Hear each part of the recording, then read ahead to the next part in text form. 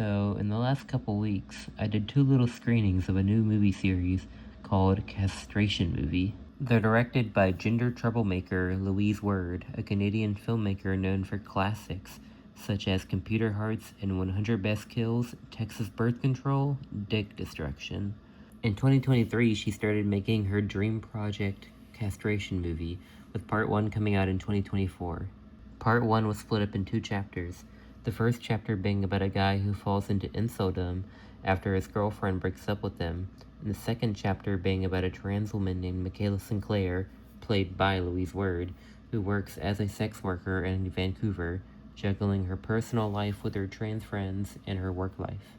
Bit of a sidetrack, but there's a scene in chapter 2 where a character named Morocco gets top surgery and has a farewell celebration to his breast. Yeah, I mean, like, no, a like toast, literally. like, thank you. farewell Wait. to your fucking tits. Thank Farewell you. or like good riddance. Good riddance. No, because it's more like a funeral.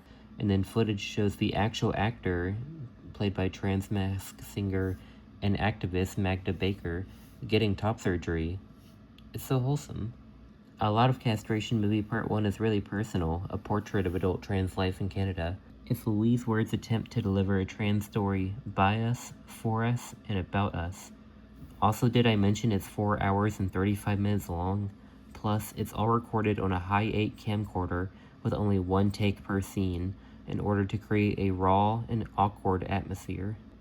In contrast to Part 1's heartfelt portrait of trans life, Part 2, released in 2025, takes away the heart and crushes it.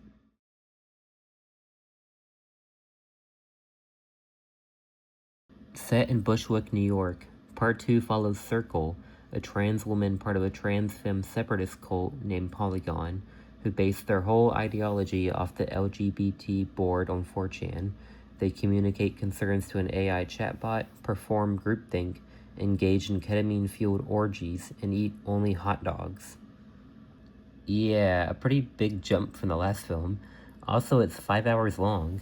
Anyway, after talks with members about possibly wanting to do transition, Circle runs away from the cult, encountering multiple characters and scenarios that provide differing perspectives on being trans. Unfortunately, the person who makes the biggest impression on Circle is Keller, a girl who went through a bullshit, non-binary phase in college and convinces Circle to detransition. I'm saying sometimes people take the hormones or they do the trans thing and it's like, and what comes of it, to what end? Is what I'm saying. One thing I thought I was going to do while trans was write a Bushwick version of Divine Comedy. See? Delusional. If I Saw the TV Glow is a horror movie about a trans girl who is unable to confront her transness due to societal and personal repression, then Castration Movie Part 2 is the reverse, a trans girl who detransitions due to societal and personal oppression. A trans girl who is unable to find community in a positive trans experience, and even after 5 years of being on HRT, decides that the only possible solution for a better life is to detransition. Personally, a lot more scarier, as most trans people detransition due to external factors outside of their control. In its 5 hours, the movie gets you close and personal with Circle, and it ultimately makes perfect sense when she detransitions in the end. But, what is the meaning of the cult?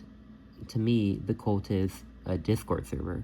Many trans spaces exist entirely online, with famously Discord being an iconic safe space for especially younger trans people, which is where Castration Movie Part 2 brings another element of trans horror, as unfortunately, pedophilia can exist in these online spaces.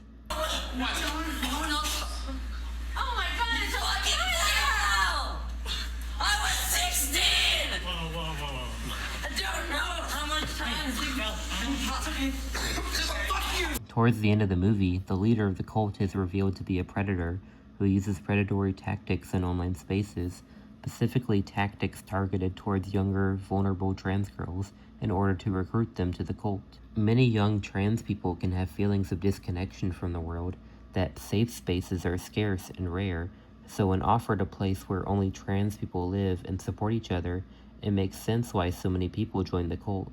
Louise Word isn't afraid to show you these uglier parts of trans life. In fact, she makes sure it's hammered down on you. She described Part 2 as if Channel Awesome made Solo or the 120 Days of Sodom. But why is this movie important? Or specifically, why is it important as a horror movie? The movie opens with footage of Donald Trump the night he announced his executive orders, the night Donald Trump withdrew federal recognition for trans people. To live as a trans person in 2025 under Trump is a nightmare. To have rights stripped away, to have life-saving medication under threat, to be in a trans genocide. Castration movie reflects this horror and how it deeply affects trans people worldwide. It may seem hopeless, but the fact that a group of trans filmmakers, actors, and activists could get together to make something like Castration movie is truly powerful. To give yourself a voice, isn't that the point of movies?